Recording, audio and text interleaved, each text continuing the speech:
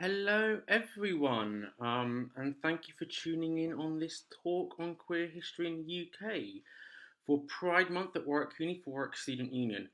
I'm praying that all of this will work out the way that I hoped it will, and if not, I'm sure I'll be getting a frantic text from my friend being "Make it work, make it work." Um, I'm Nick Cherryman. I'm a postgraduate student in the Department of Sociology at Warwick University.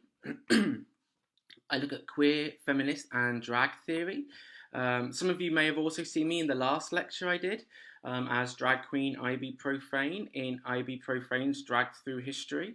Um, I'm a student, as I said, but I'm also a drag performer, an activist, and an educator when I can find the time. I also co-convened the Queer History Warwick group with Hannah Ayres, who recently gave a brilliant talk on trans history. And she is currently nestled away somewhere in the comments section, basically, and I'll be answering any questions that she can throughout the talk, but also collating questions to send to me after the talk when there'll be a small Q&A.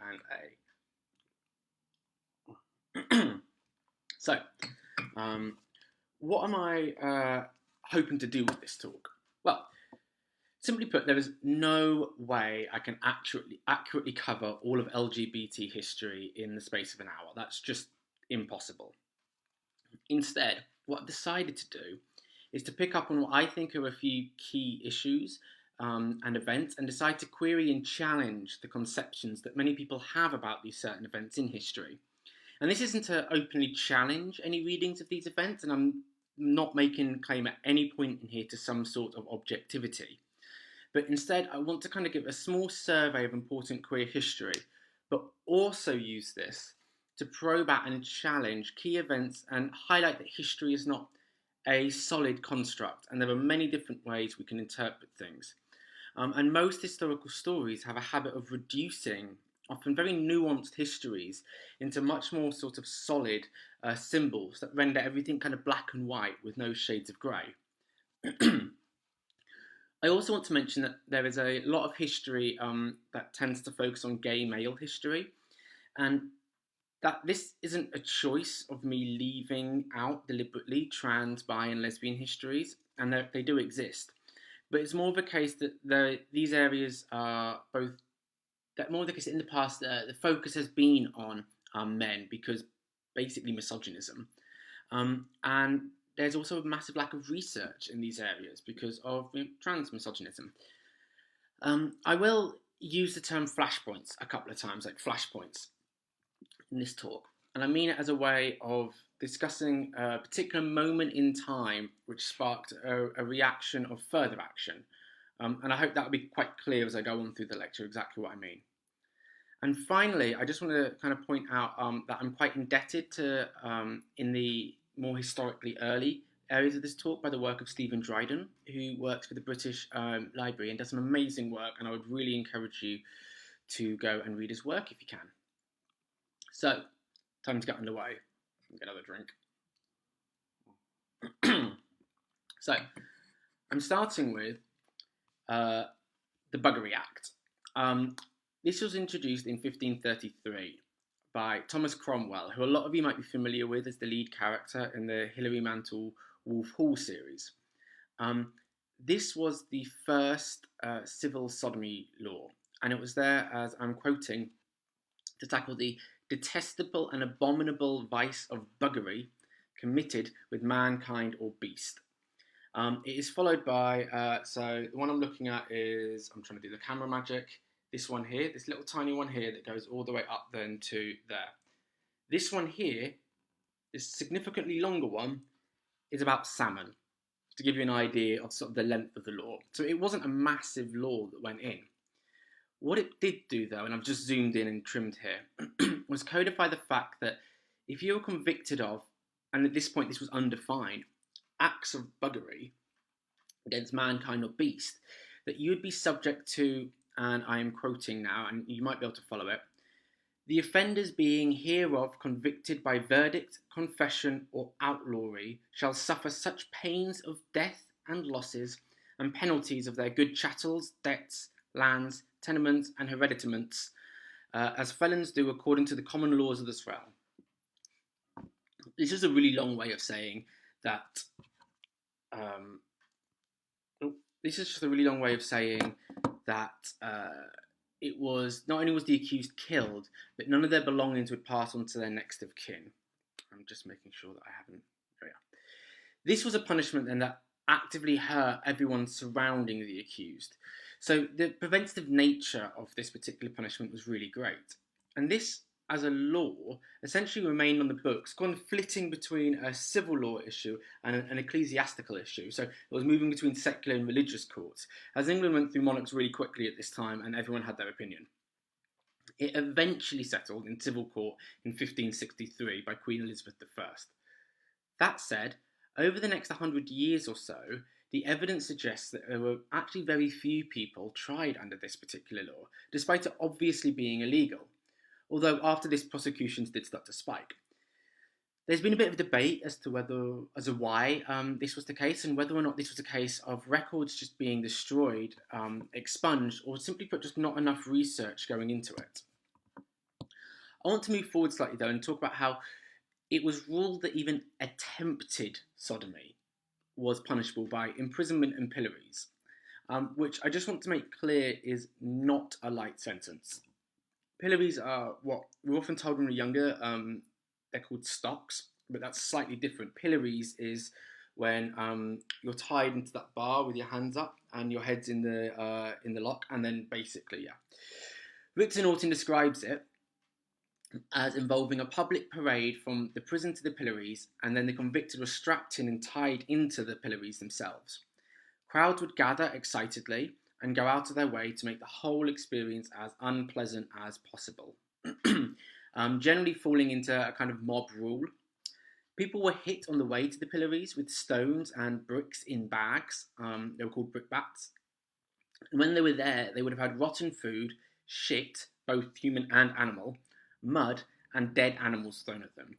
Apparently dead cats seemed to be really popular to be thrown at people in pillories back then, as I keep finding records of dead cats being thrown at them.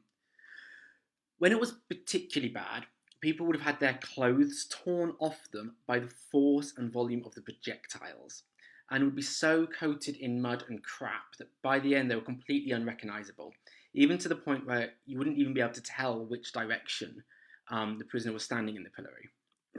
I actually include this image here briefly as an example of what it was like, although this is a later print from circa 1810. I think it does a really good job of highlighting just the sheer violence of the mob, and you can actually see in the picture there dead cats being thrown, as well as rats and food and so on. This particular image here shows the Vere Street gang, who I won't actually talk about a lot in this at all, but these were among 8 men who were tried under the very law I've discussed earlier, the Buggery Act, and given that they were being prosecuted for being homosexual, or technically acts of sodomy, there was a very large group of people that gathered around them in the hundreds, if not even thousands. There were at this particular case, there were 200 police officers protecting the men, 100 of which were on horseback, and all of this was just for the 6 men in the pillories, as unfortunately 2 of the other men were hanged. However, I've jumped forward a bit. I'm going to go back, and I want to focus on one of the more higher profile cases from that quieter 100 years after it was consolidated into law, like I said. So I want to look at the trial of Mervyn Touchet, I think he's called, the second Earl of Castlehaven. I'll call him Castlehaven from now on. And he was the most high profile of these dozen or so people who were tried. I've got a picture there, the true portraiture of the Earl of Castlehaven, with some serious Picasso vibes going on.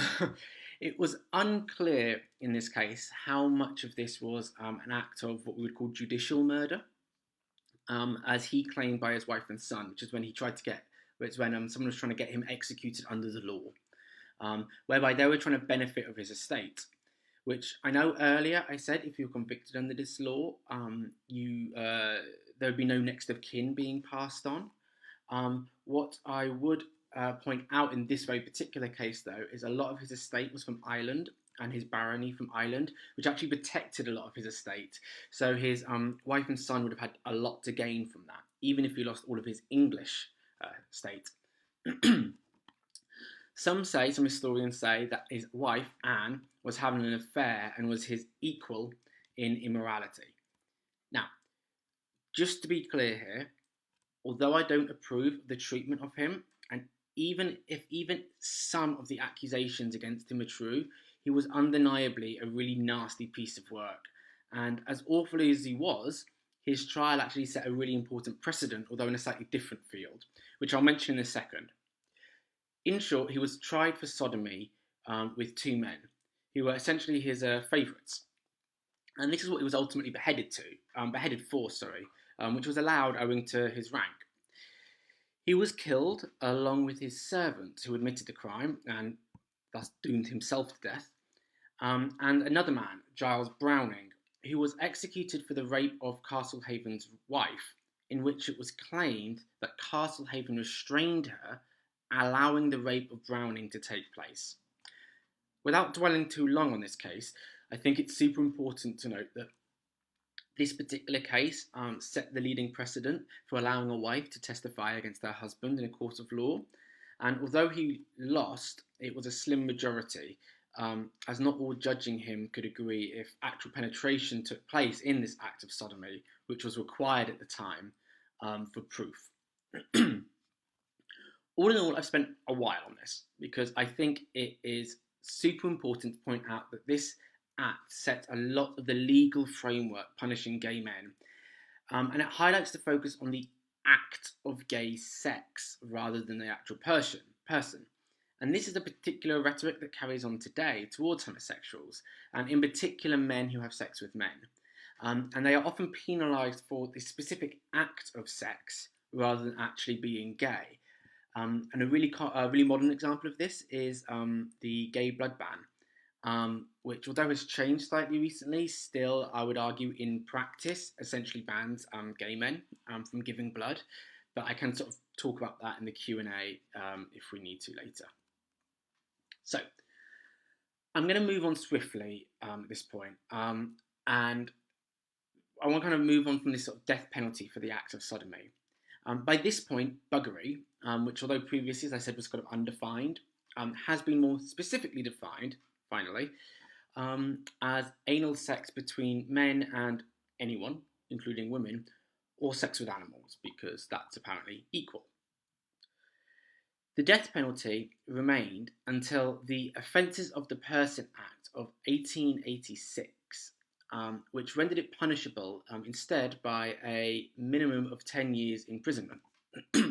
However, this had a slightly unusual effect that many men were not being charged with sodomy at the time, simply because of how difficult it was to prove in relation to the harsh sentence. To prove sodomy took place would mean that essentially one would have to catch people in the act, as it were, or there'd have to be evidence of semen around the area, so to say, as often ejaculation is what was required for proof that things had taken place.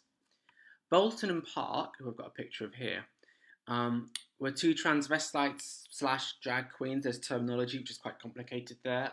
I mentioned that in a previous lecture I gave, which I can talk about more if you need in the Q&A. But they were arrested in 1870 under the, and I quote, the conspiracy to commit sodomy. They were taken to the police station and forced to undergo a really intrusive physical exam. But these charges were dismissed as there was no evidence. Even then, however, a large crowd gathered to watch and mock the two as they were leaving the police station, and as it was reported in the media at the time. And this is shown through the image I've got up here, which is from the Illustrated Police News, a contemporary press, basically, at the time. Again, I won't go as far as to say that these cases were common. They were not. But I do think that this is indicative of how a lot of these cases would go when someone was charged. But in these cases, the social judgment and fallout would often outweigh any judicial fallout or judgment when evidence would, for various reasons, inevitably be not found. That is until the Criminal Law Act of 1885. Voila. In particular, the Labouchere, I think I'm saying that correctly, amendment, named after Henry Labouchere, an MP. Now, this did two things at the same time. First of all, it lowered the sentence for up to 2 years in sorry, I've lost my place. For 2 years, with up imprisonment with up to 2 years of hard labour included in that, up to the discretion of the court, which kind of sounds better than before until you realise when you look at this bit here that it meant now virtually any act was now punishable. Not only that, but the wording of the piece was particularly prejudicial. I can't even say it. With it, as it's saying that, and I'll bring it up here. If you look at the lower bit here, you can follow what I'm going to be talking about here. The idea that gross indecency isn't even relevant, because that was what the new trial was going to be, the new charge was going to be, gross indecency. Given that no one could possibly think that indecency between men could be anything but gross in this particular extract. Even acts showing just affection between men could be used as evidence to charge. And in particular, this was so woolly in its words that it became known as the blackmail charter, as often men would use it to leverage money from richer, presumed queer members of society. And the most famous example of this was Oscar Wilde. So, voila. Summarising this particular case will be tricky, but I'm going to do it as briefly as I can, as I think this raises one of the issues I want to really talk about in this talk. Oscar Wilde was seeing the much younger Lord Alfred Douglas, who went by Bosie, who is this person here. And I'll be referring to him as Bosie throughout for clarity. As Bosie was subsumed more into the bohemian and extravagant aesthetic lifestyle of Wilde, Bosie's father, the Marquess of Queensberry, who I'll just refer to as Queensberry, started blaming Wilde and said that Wilde was seducing and indoctrinating his son. And a bitter rivalry arose between Queensberry and Wilde. And this kind of came to a head when Queensberry left a calling card at a private members club called the Albemarle, which is where they both attended, Wilde and Queensberry, which says, and I've actually got a photo of it, for Oscar Wilde posing sodomite, which is how he wrote it.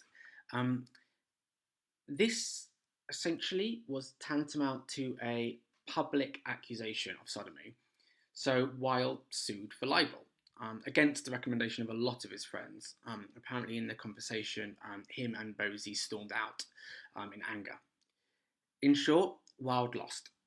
But when I was reading the testimony of the case, the actual verbatim testimony for the research of this, it was shown that he was basically found guilty through just a couple of letters that he sent to Bosie. And I'm going to be quoting from the testimony here. The prosecutor says, and he's referring to two letters here that Oscar Wilde wrote to Bosie. In letter number 1, you use the expression, your slim gilt soul, and you refer to Lord Alfred, Bosie's, red rose leaf lips. The second letter contains the words, you are the divine thing I want, and describes Bosie's letters as being delightful, red and yellow wine to me. Do you think that an ordinarily constituted being would address such expressions to a younger man? And Oscar Wilde, with his characteristic wit, responds, I am not happily, I think, an ordinary constituted being. Very typical of him, isn't it? Wilde was sentenced to 2 years hard labour, from which it was said he never really recovered. Bosie was, in the words of Hugh Lemmy and Ben Miller, archetypal evil twink energy. And you can hear more about him on their podcast Bad Gaze, which I really recommend.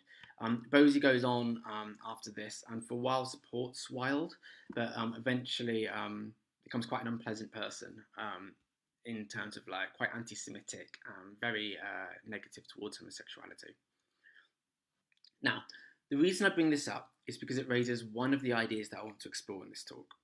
That is the difference between reality and symbol.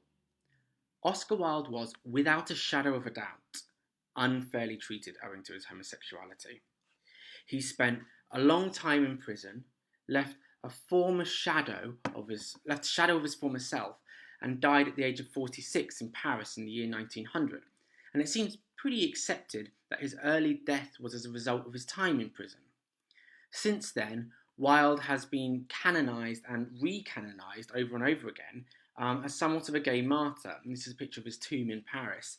And it was getting so much attention that they had to put like a clear plasticky glass screen around it, because people were writing on the tomb itself so frequently.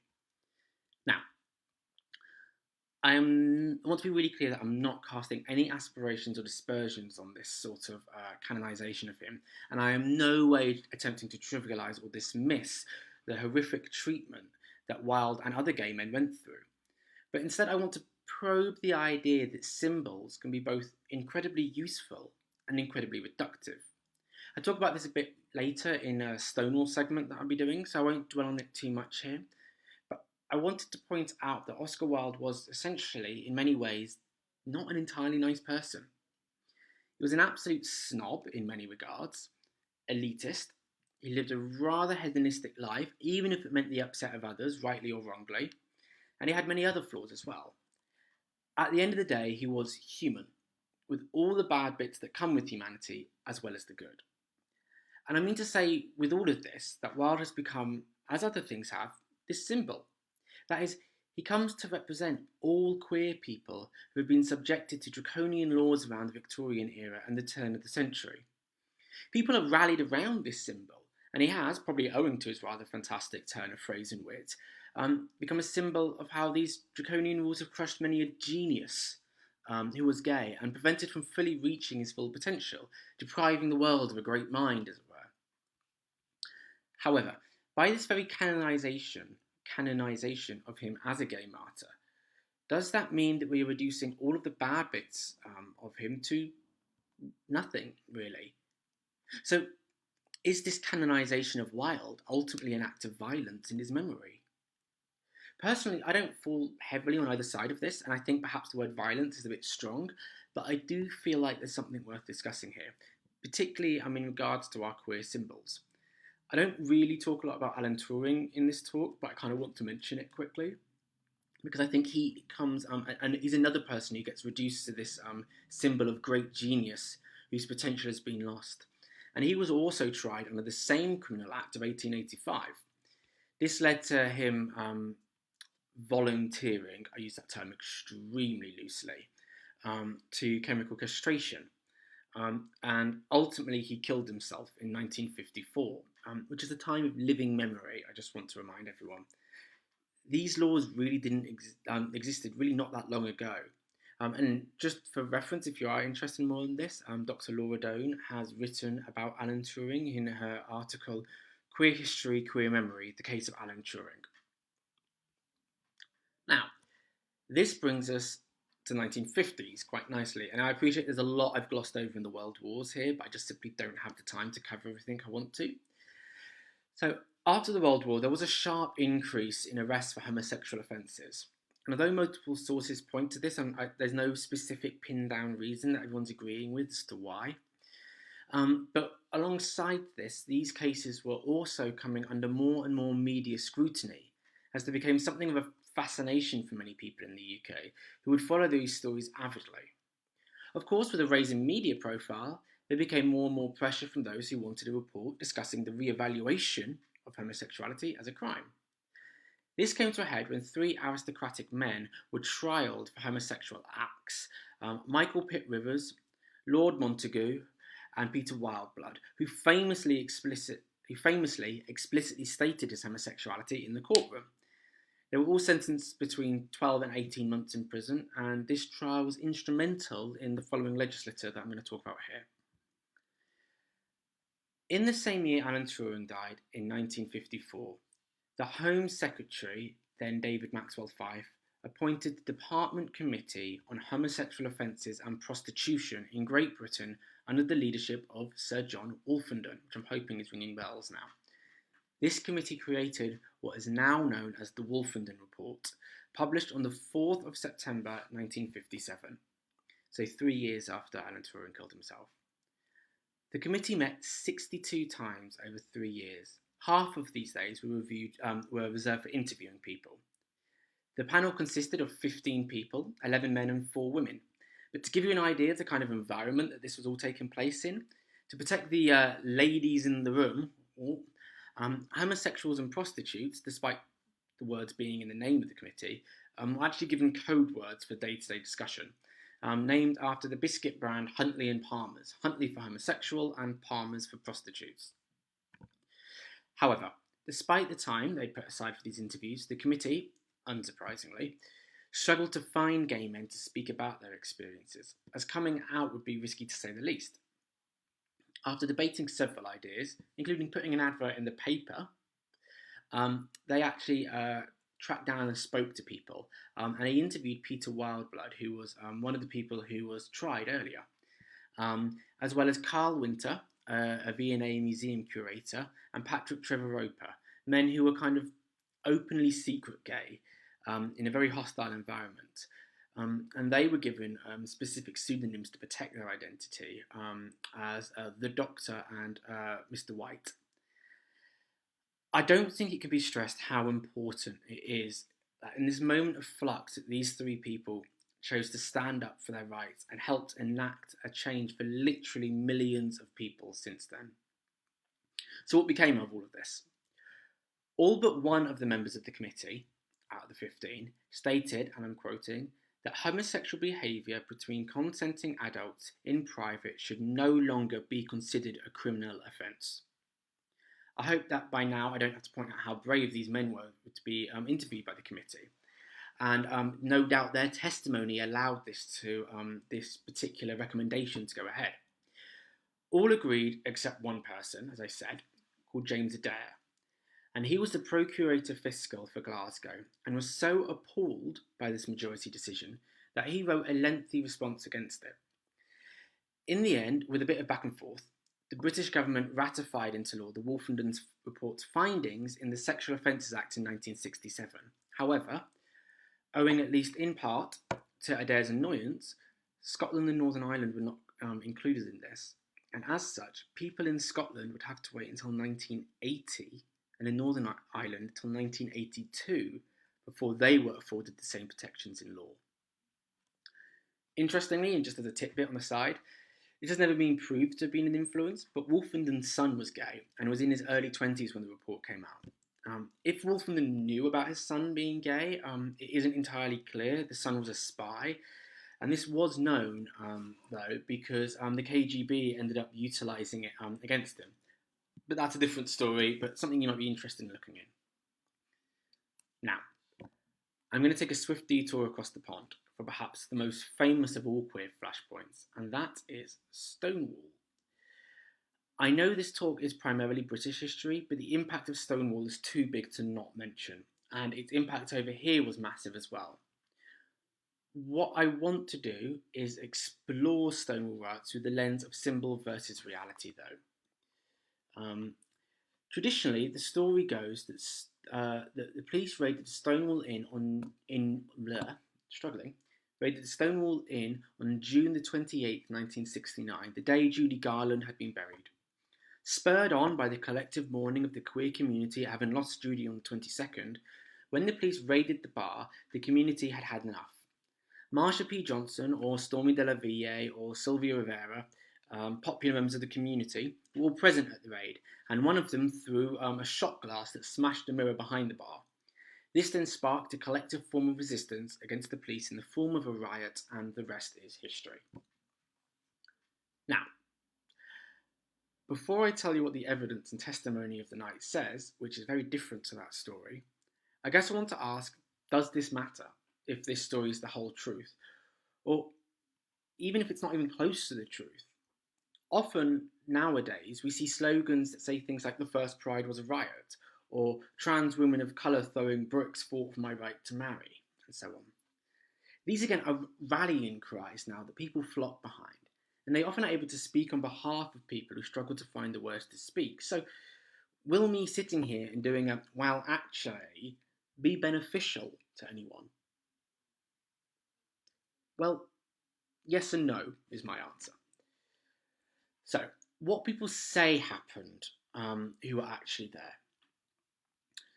Police turned up to raid the bar under the pretense that it was serving liquor without a license.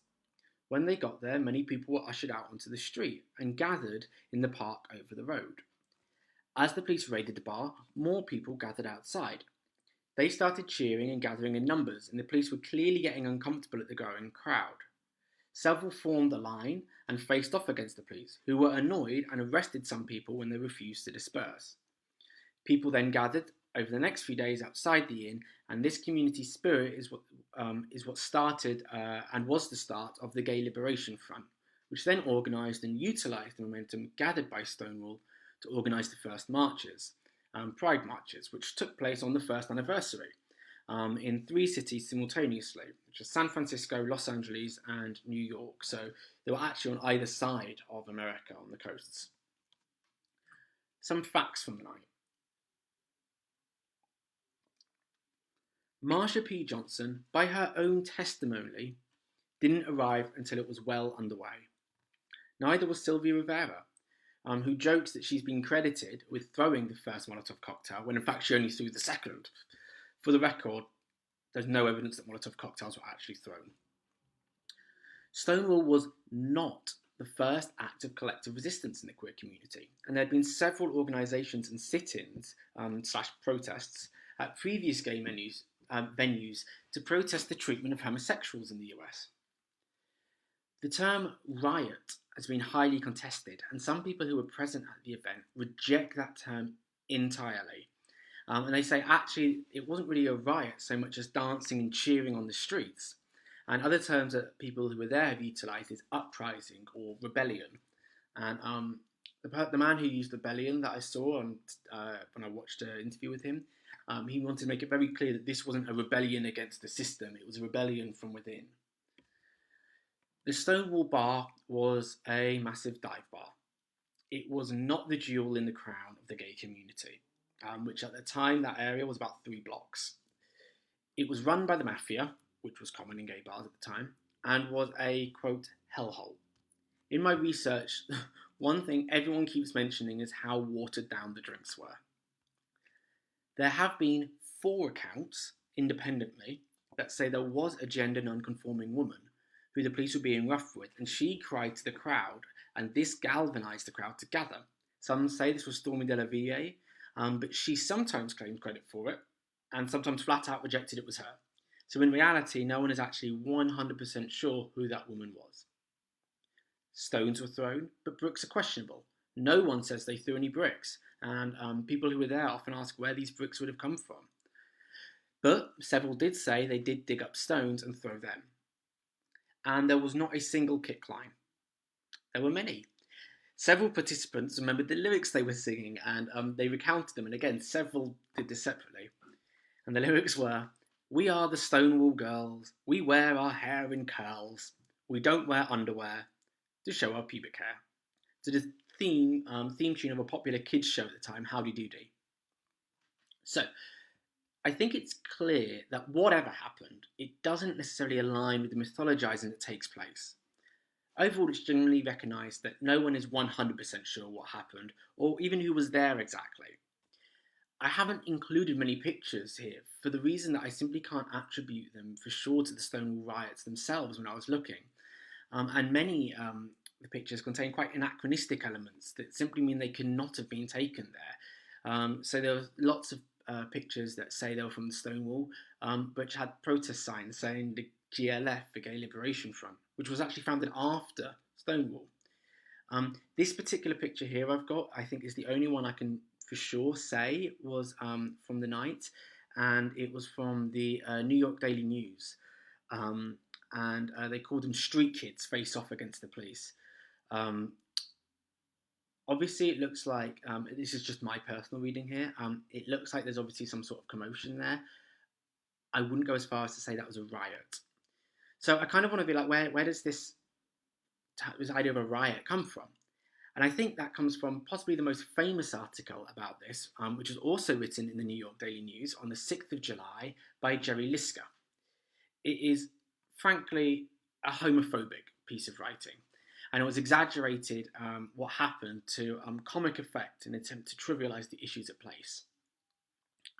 You can see the Homo nest raided, queen bees are stinging mad, like Homo nest, insects. It's really unpleasant language being used here. It includes lines like, she was so angry she hadn't bothered to shave. And this article is the article that uses the term homosexual riot. And remember, it was deliberately exaggerating a lot of things to take place. And I'll read a very short extract to sort of give you a sense of the tone of the piece and kind of how it was portraying the participants there.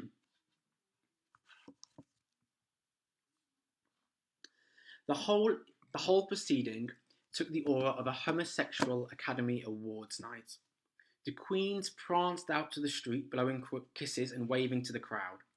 A beauty of a specimen named Stella wailed uncontrollably while being led to the sidewalk in front of the stone wall by a cop. She later confessed she didn't protest the manhandling by the officer. It was just that her hair was in curlers, and she was afraid her new beau might be in the crowd and spot her. She didn't want him to see her this way, she wept. The article itself, yeah, you can see. The article itself has taken a sort of humorous tongue-in-cheek reverence in retrospect because of how silly it is. And the Stonewall Inn even has a copy of it near their front door. You can see that. This isn't my picture, just to be clear, but they have it framed, basically, on the wall by the front door. But like I said, does all of this storytelling and exaggeration matter? Well, yes, I think it does. But more importantly, I don't think saying what actually happens negates the symbolism of the movement either. Instead, I argue that by reducing the Stonewall Uprising to a riot caused by Marsha P. Johnson does a disservice to the entire event itself. The whole event wasn't caused by a singular person, it was a community event, and I think that's really important to remember. Not only that, but by reducing it to the action of a singular person, not only ignores all the others who were involved, but also reduces the rest of the positive work that person and other people did before and after. Marsha P. Johnson and Sylvia Rivera were integral members of the Gay Liberation Front and went off and formed STAR, which was the Street Transvestite Action Revolutionaries, which they formed as a splinter from the GLF when they didn't feel like the work the GLF were doing were addressing trans issues well enough. That's actually Sylvia Rivera, you can see there in the picture on the left. This work that they did was often forgotten, is often forgotten or dismissed under the guise that Stonewall is the singular most important event that takes place in queer history. However, there is an undeniable amount of power that the mythologized story of Stonewall gives people, but I think that symbolism is able to remain without reducing the work of the participants before and after the movement. This brings me now to the first Pride Festival in the UK.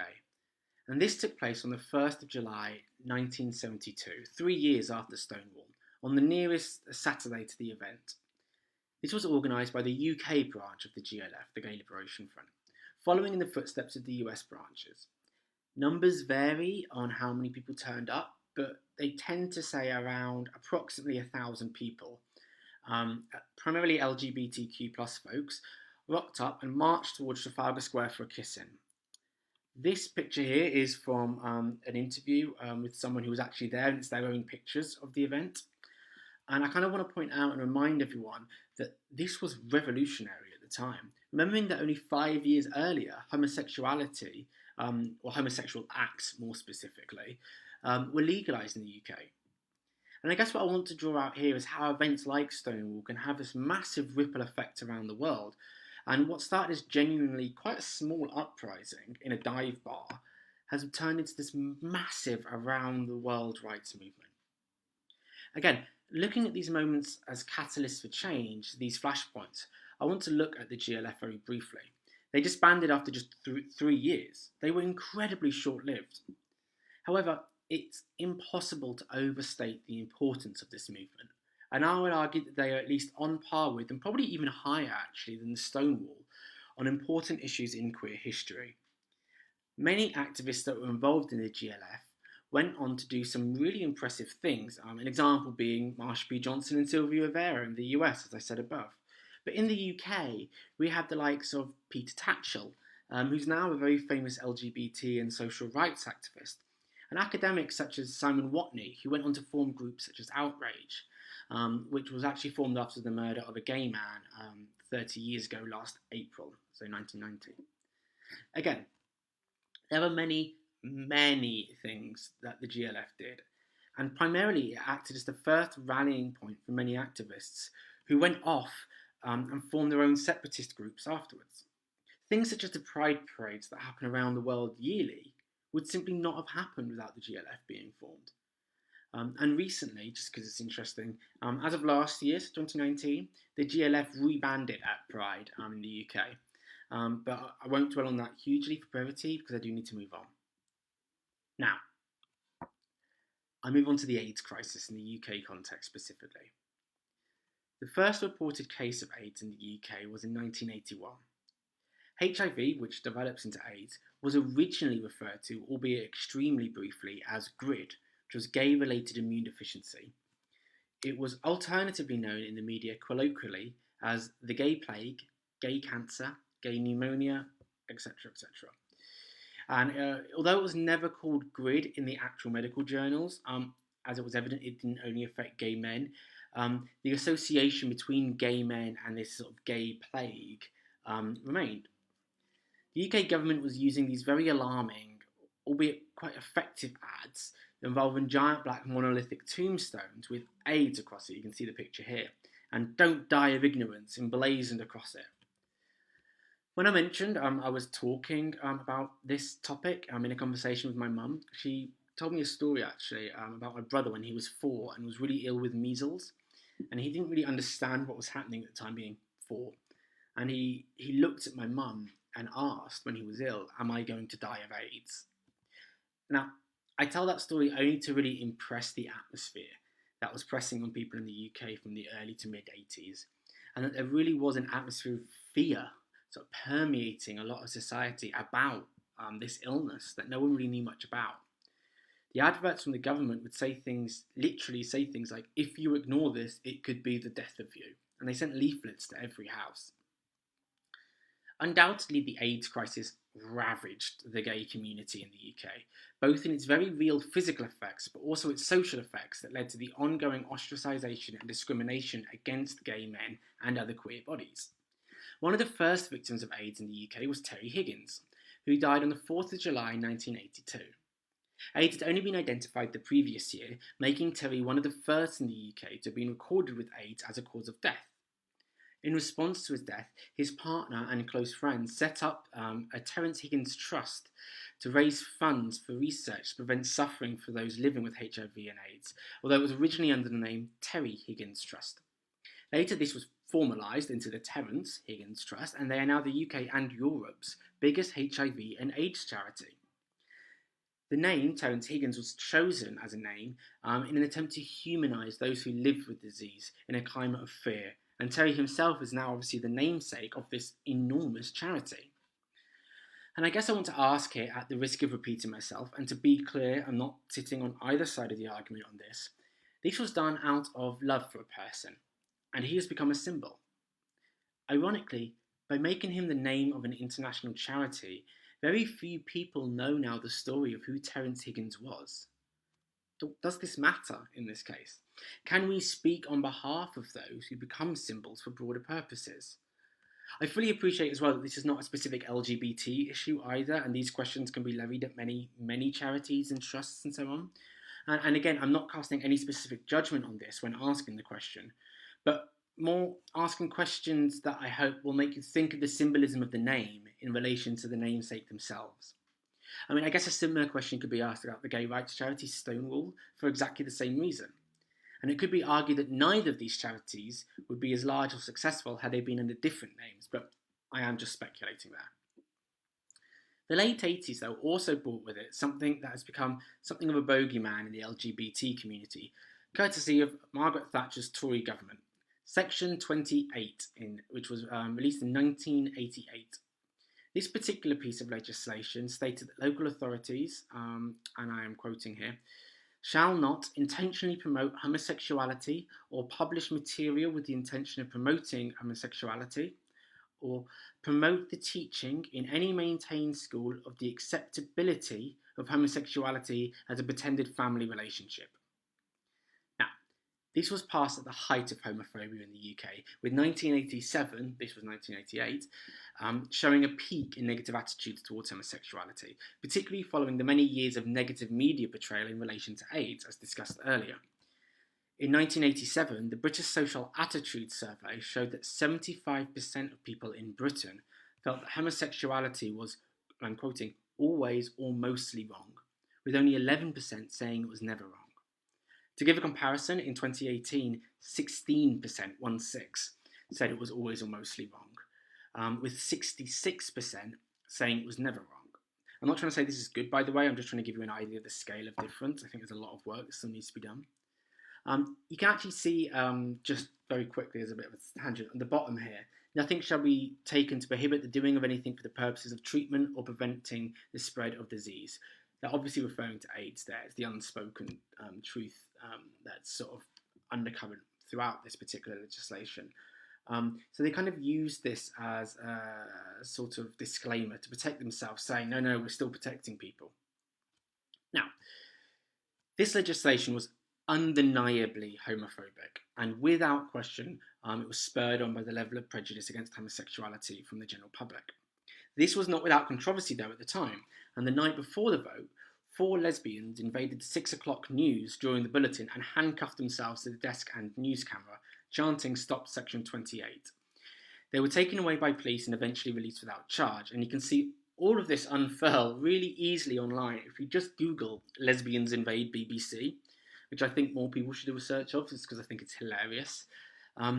This led to sort of general amusement at the time, again, as a sort of, perhaps as a trivialization, and led to headlines such as "Beeb Man sits on lesbian," but unfortunately did nothing to stop the act becoming law.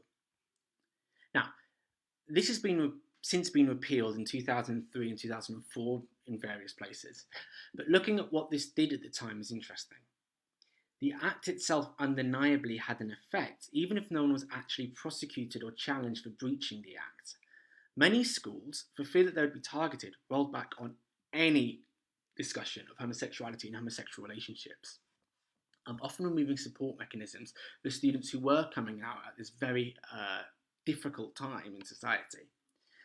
There were also some pretty abhorrent comments by then MPs, such as Conservative MP Peter Brunvels commenting, and I quote, and I've heard him say this, I heard the interview: "I do not agree with homosexuality. I think that Clause 28 will help outlaw it, and the rest will be done by AIDS, with a substantial number of homosexuals dying of AIDS. And I think that's probably the best way."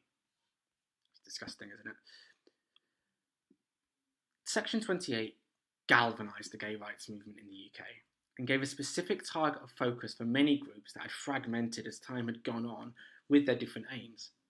Most famously of all these is now the Stonewall charity that I mentioned above, which was created as a direct response to Section 28 by actor Ian McKellen, Lisa Power and Lord Cashman.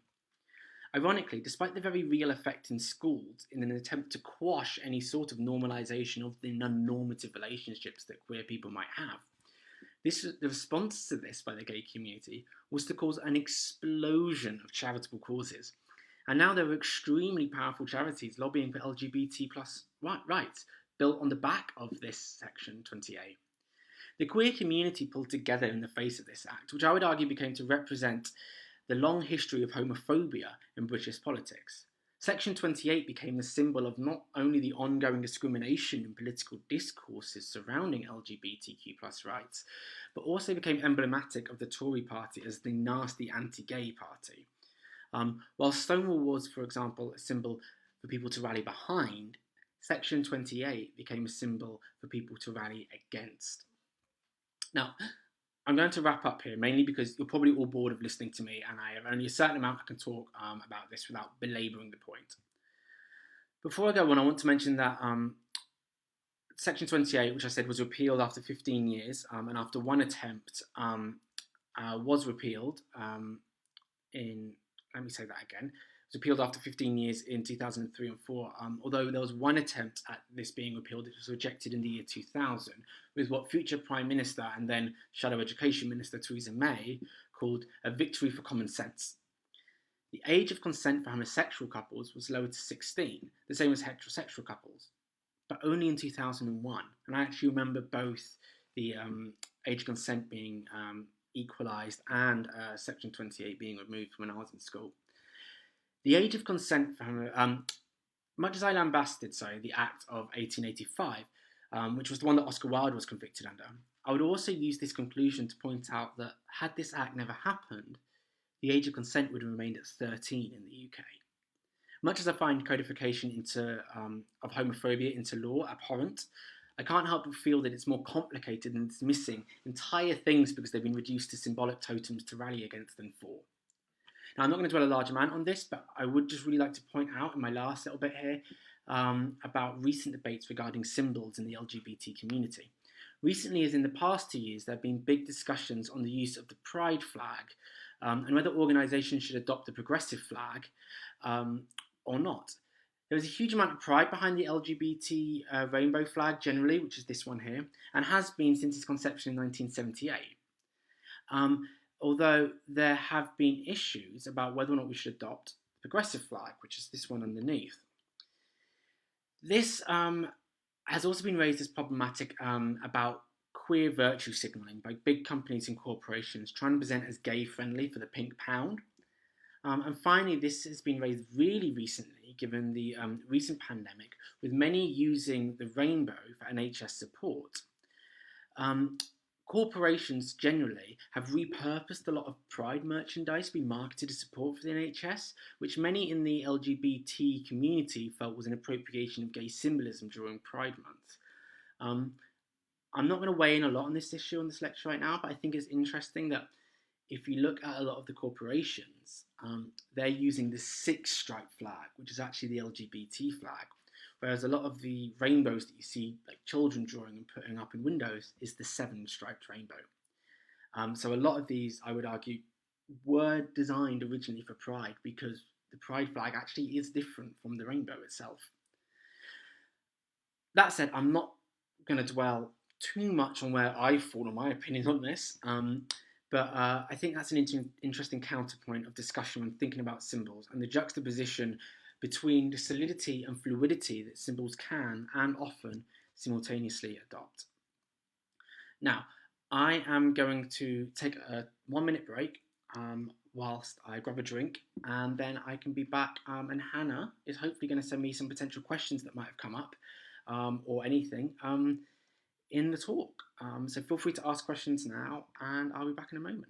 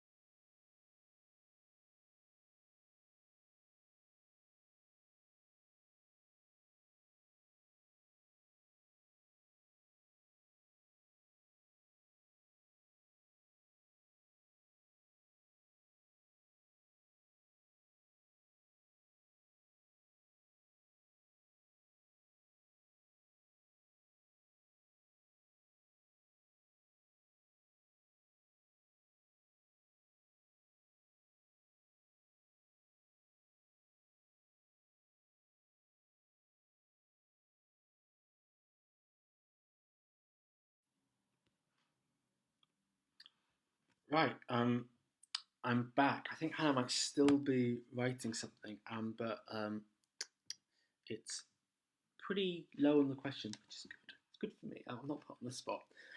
That said, I do want to point out in the comments, someone, I won't mention names just in case they don't want to be mentioned, but there's someone posted a history of HIV and AIDS, which looks interesting. Of course, I haven't been able to look at that myself yet, but they did also recommend a documentary about Terence Higgins' partner, Rupert Whittaker, which also makes a similar point, I think, about how a lot of advances from the LGBT equal rights comes out against with this fight against HIV and AIDS.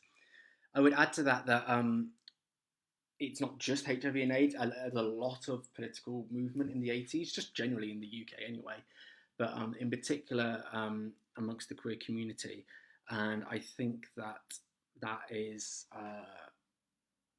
a really important history in the UK in particular. Um, and often it was against, I believe, the Thatcherite government. I know from a theatre perspective, there are a lot. Oh, we do have a question. Um,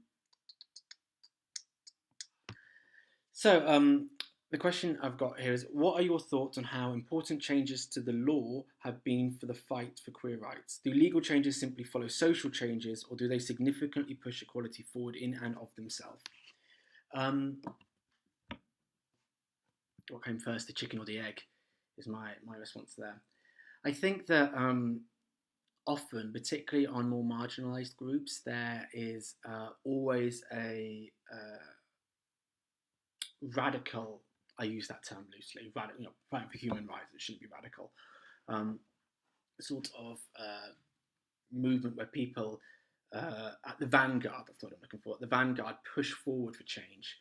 And I think it very much depends. I think often a social movement has to build up pressure for change to take place, rightly or wrongly.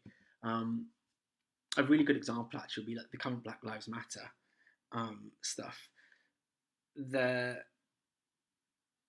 I honestly don't believe that without the social movement, for example, the police officers would have been penalised and charged with what they've been charged for killing George Floyd. So I think this isn't a specific queer thing. I think this is any sort of radical rights movement or civil rights movement. Even if we go all the way back to the civil rights movement of the 60s in the US, you look at the work of Martin Luther King and how he had to sort of develop, amongst other people as well, of course, Malcolm X and so on, a particular sort of social movement and then use the pressure of many for change. I think it's unusual that change happens and then social change follows that, mainly because politicians and parties want to remain in power. So doing it in that way around would often, or going against social action is often, you could argue, political suicide. This, I think, is a really important thing. A really important thing to mention in relation to this is the Gender Recognition Act, because the Tory government, and I am going to use this as an opportunity to talk about this, 70% of the people in that who responded to the consultation that was put out were for this particular act, and the government have decided not to, which is very unusual. I think there's a lot of sort of kickback about that, and I think there should be. I think this act shouldn't be rolled back. So that I think is an unusual anomaly, and I think that people responding to it and that social movement and that social response that we've developed to push back is hopefully starting to make some sort of change. Yeah, I feel like that's a bit of a long-winded answer for a very specific question, so sorry. Here we are. Do you think that the social impact of HIV/AIDS still influences current transphobic mindsets, particularly surrounding transitioning? Ooh, that's an interesting question.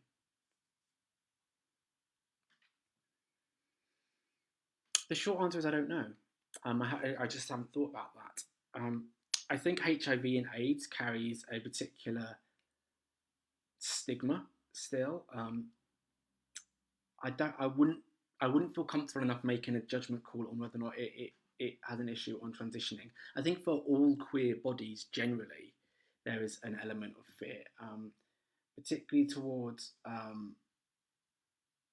those, again, wrongly, I want to be clear here, those assigned male at birth, or cis men.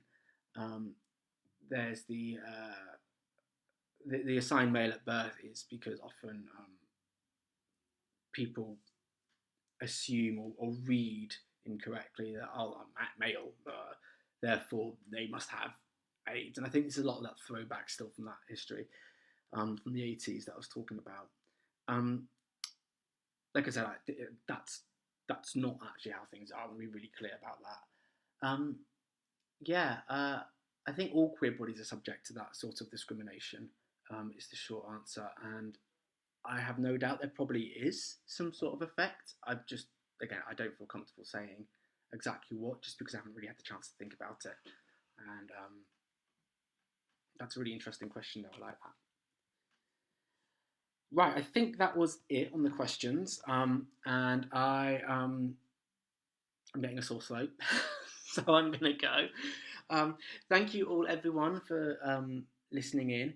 I would ask that you like Queer History Warwick, which this was done through them and for Campus Pride, and I really encourage you to go out and look at your own queer histories, the queer histories of other people, and sort of challenge and engage the accepted stories.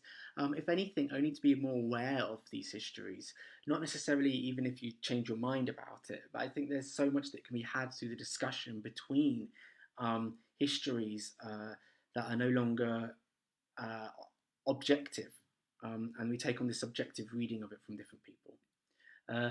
Thank you so much again, and goodbye.